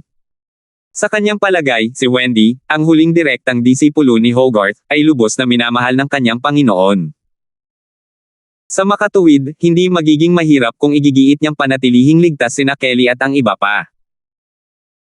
Bagamat naroon ang mga matataas na opisyal mula sa 3 palasyo at 6 na bulwagan, si Hogarth ay malapit ng maging isang eminent celestial. Siya ang magkakaroon ng pinakamataas na awtoridad dito. Hanggat mapapapayag niya ang kanyang Panginoon, tiyak na mabubuhay sina Kelly at ang 2 pa. Napakaswerte talaga nila. Iniisip mo pa rin sila kahit sa ganitong sitwasyon, bumantong hininga ng mahina si Wendy bago niya sinabi, pangako ko sa iyo. Ang kanyang mga mata ay puno ng determinasyon na tuparin ang huling hiling ng lalaking ito. Nagpasya siyang magmakaawa sa kanyang Panginoon na huwag nang patayin ang pamilya ng lalaking ito kahit na kailangan niyang gamitin ang kanyang buhay upang pagbantaan ang kanyang Panginoon. Salamat, pagpapasalamat ni Alvin bago ito seryosong nagsabi, kung may susunod na buhay, ako, si Alvin, ay gagantihan ang iyong kabaitan ng 10 beses. Kung may kabilang buhay pa, hindi ko kailangan ang 10 beses mong kabayaran. Gusto kong akin ka lang. Giit ni Wendy. Hindi napigilan ni Alvin ang mapangiti nang marinig ang tugon ni Wendy. Bumantong hininga siya sa loob-loob. Anong mga birtud kakayahan ang mayroon ako para magustuhan niya ako ng husto? Patuloy na iniisip ni Alvin, hindi inaasahan na mamamatay ako rito ngayon. Bago ako mamatay, kailangan kong makausap si Kelly. Kung hindi, tiyak na magpapakamatay siya para sundan ako. Naunawaan niya ng husto ang saloobin ni Kelly.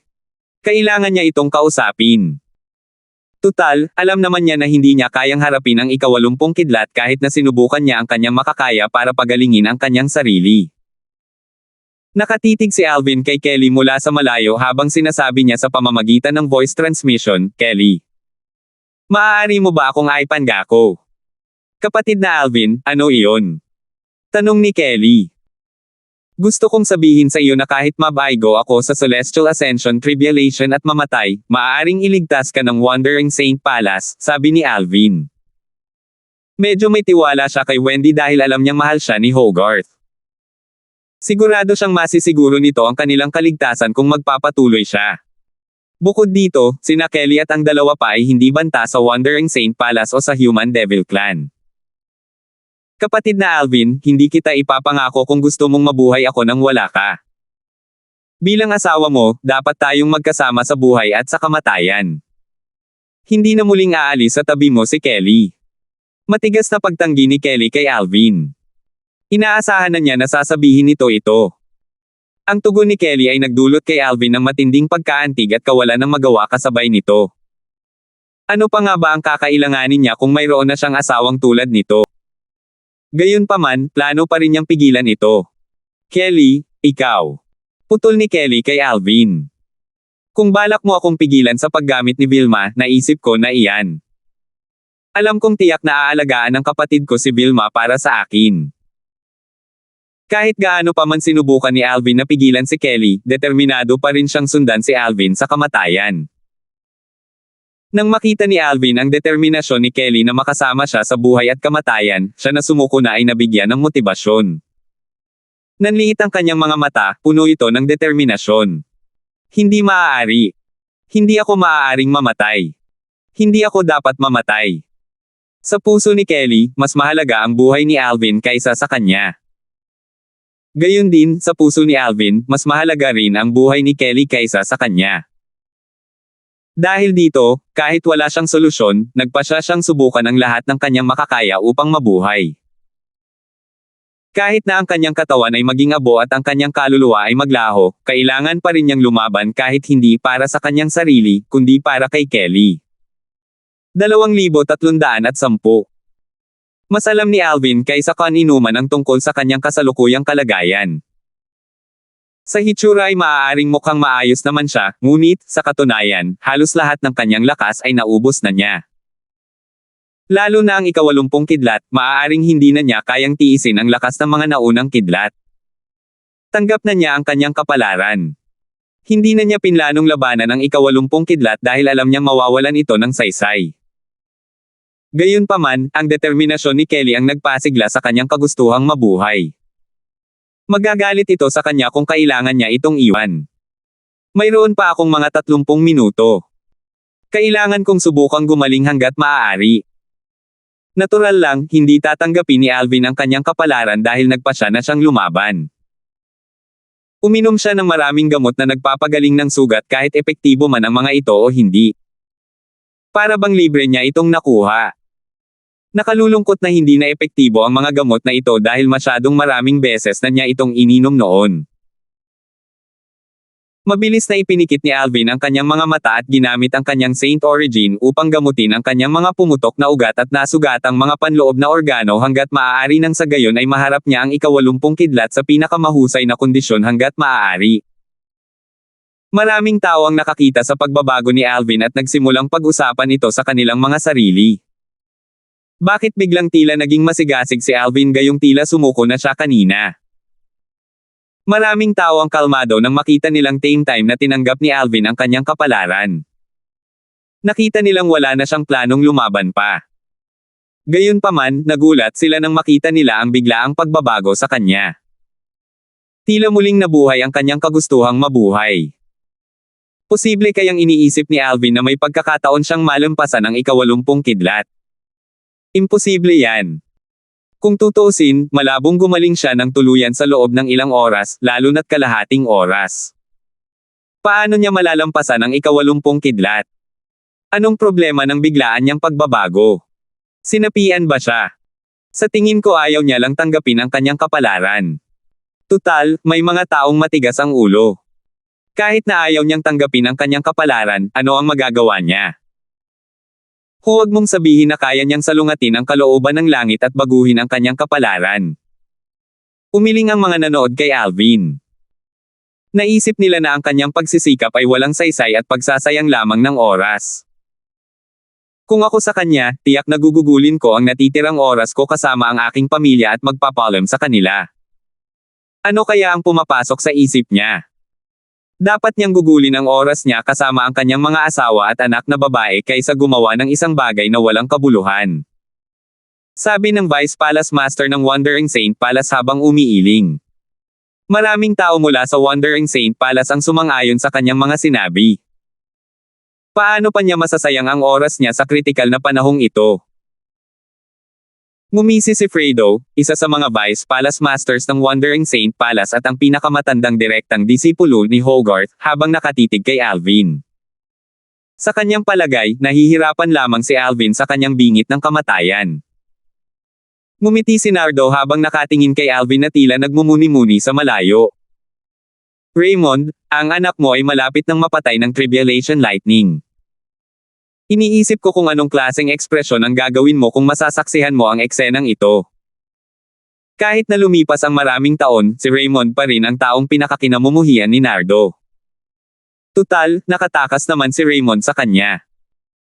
Dahil dito, medyo nabawasan ang galit niya nang makita niyang malapit ng tamaan ng Tribulation Lightning mula sa Celestial Ascension Tribulation ang anak ni Raymond. Kapatid na Alvin. Tatay. Nag-aalala at puno ng pag-asa ang tingin ni Kelly at Vilma kay Alvin. Sa kabilang banda, sina Brianna at Pluto ay kapwa natanggap na ang kanilang kapalaran. Wala na silang pag-asa. Lumipas ang 30 minuto sa isang kisap mata lamang. Malapit nang tumama ang 80 kidlat. Tumahimik ang buong lugar. Tanging ang nakabibinging tunog ng kulog ang maririnig mula sa mga Tribulation Cloud, na nagpapaalala sa iba na ang Celestial Ascension Tribulation ay hindi pa natatapos. Boom! Boom! Boom!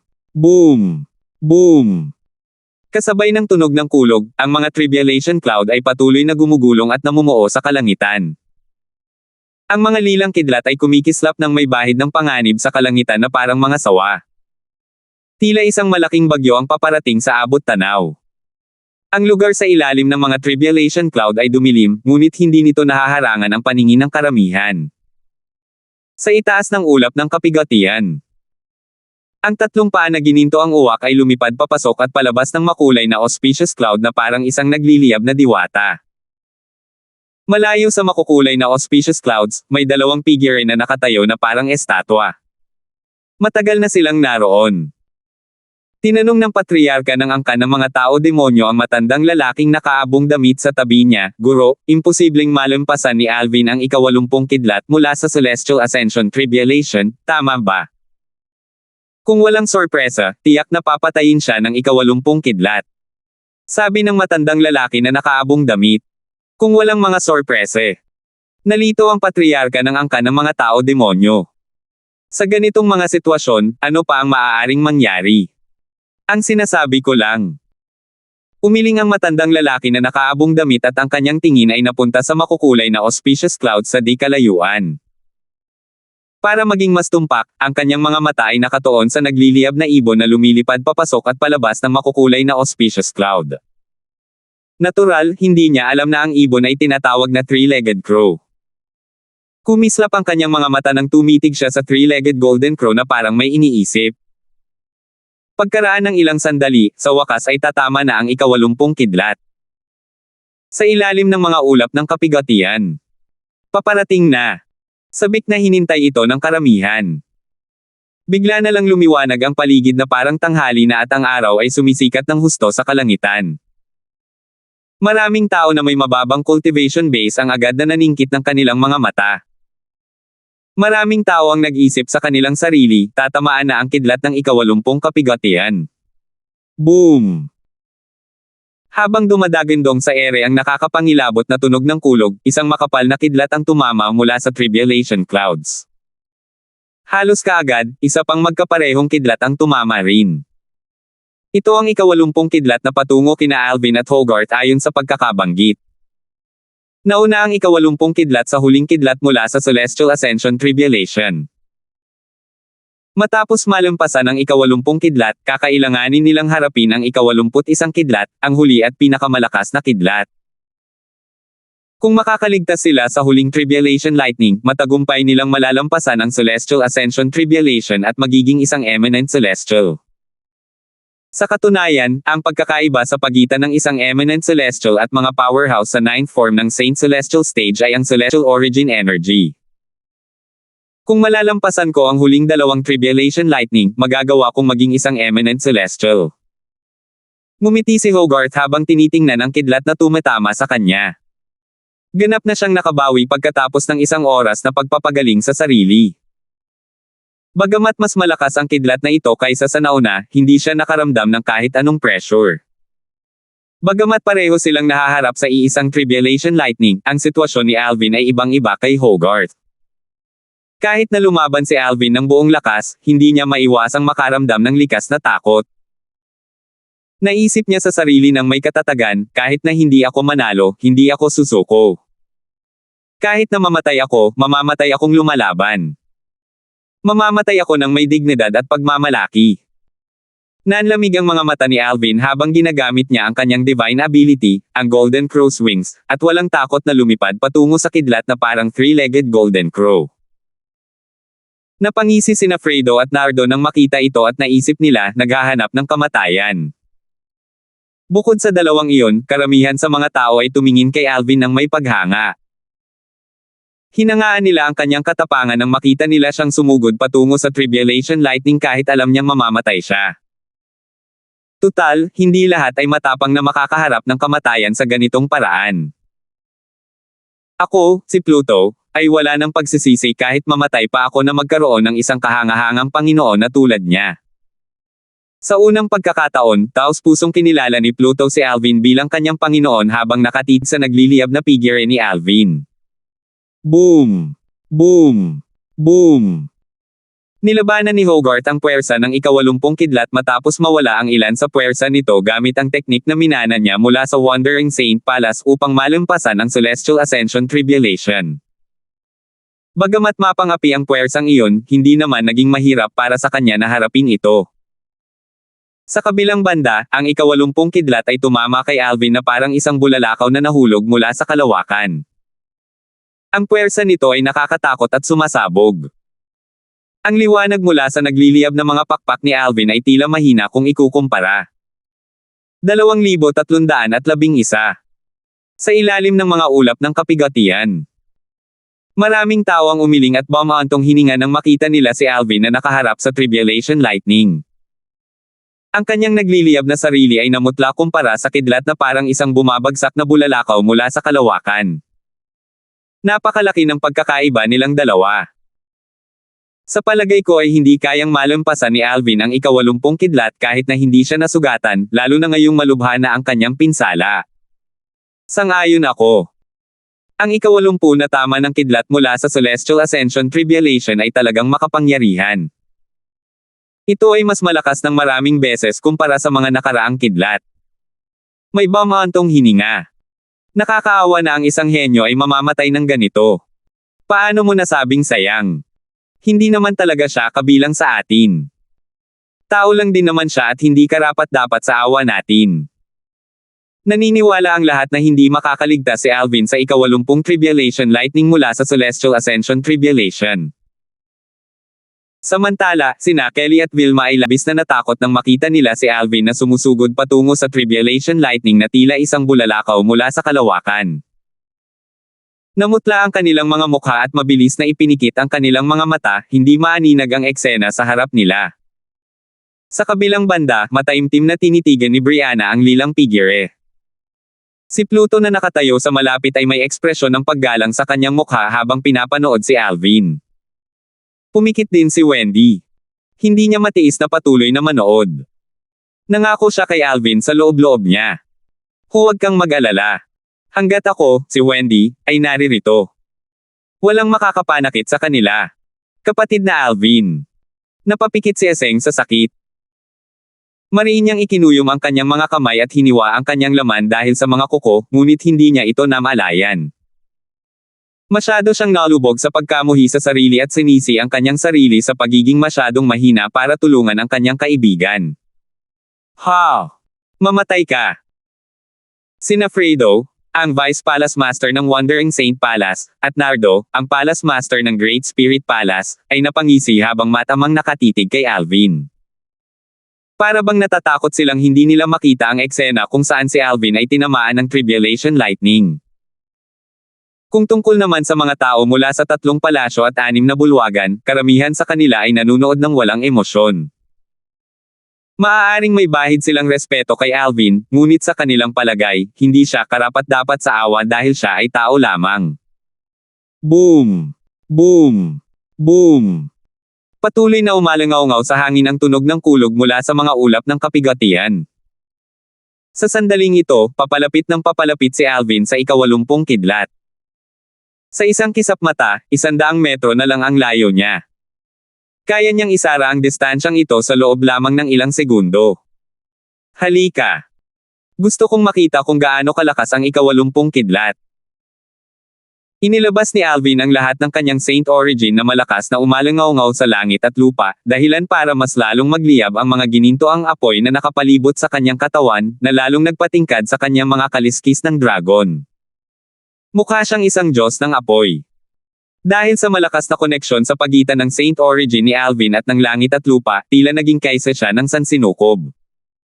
Dahil dito, tila hindi siya bahagi ng mundong ito. Gayunpaman, ang gayong kahangahangang tanawin ay naglaho bago ang ika-80 na kidlat ng kapigatian mula sa kapigatian ng pag-akyat sa langit. Paano kung ang isang tao ay may malakas na koneksyon sa langit at lupa? Ang tribulation lightning mula sa celestial ascension tribulation ay kumakatawan sa kapangyarihan ng langit at lupa. Kung nais ng langit na mamatay ang isa, tiyak na mamamatay ang isa. Nangyayari ang kapigatian sa langit kapag ang isang tao ay nakagawa ng isang gawa na sumasalungat sa kalooban ng langit. Upang magtagumpay sa pagdaig sa kapigatian sa langit, kailangan niyang sumalungat sa kalooban ng langit. Matapos ilabas ni Alvin ang kanyang Saint Origin sa pamamagitan ng 79 na Saint Veins, malamig niyang tiningnan ang kidlat na malapit sa kanya. Bigla siyang sumigaw, "Go!"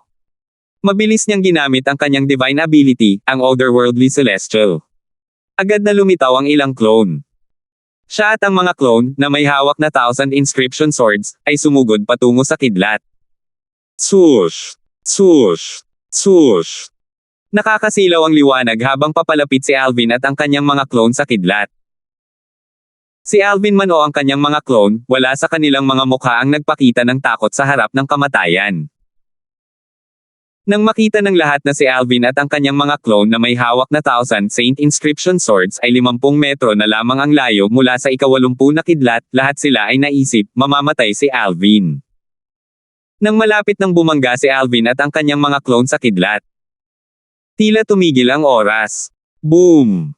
Isang malakas na ingay ang narinig mula sa mga tribulation clouds. Sa ibabaw ng mga ulap ng kapigatian. Ang patriarka ng angka ng mga Diablo tao at ang kanyang Panginoon, ang matandang lalaking nakaabong damit, ay gulat na pinagmasdan ng ang gininto ang ibong apoy na lumilipad papasok at palabas ng makulay na auspicious cloud ay biglang naglabas ng kakaibang ingay bago ito biglang sumabog, na naging dahilan upang maging magulo ang hangin. Nang makabawi sila ng ilang sandali, natuklasan nilang nawala na ang ibon. Ang bilis!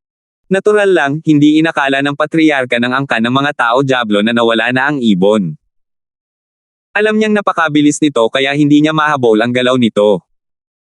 Kahit ang matandang lalaking nakaabong damit ay bahagya lamang na nahuhuli ang galaw ng ibon habang lumilipad ito sa tribulation cloud sa bilis ng liwanag. Ang bilis na ito. Nanlaki ang kanyang mga mata sa gulat na parang nakakita lang ng multo. Matagal-tagal na rin mula nang huli siyang makakita ng anumang ekspresyon sa kanyang mukha. Hindi ko akalain na isang ibong may gintong apoy ang nakapagpalabas ng ganoong ekspresyon mula sa kanya. Sa ilalim ng ulap ng kapigatian. Tila tumigil ang oras sa sandaling ito. Swoosh! Lumipad pababa ang gininto ang nagliliyab na ibon bago ito bumangga kay Alvin at sa kanyang mga clone.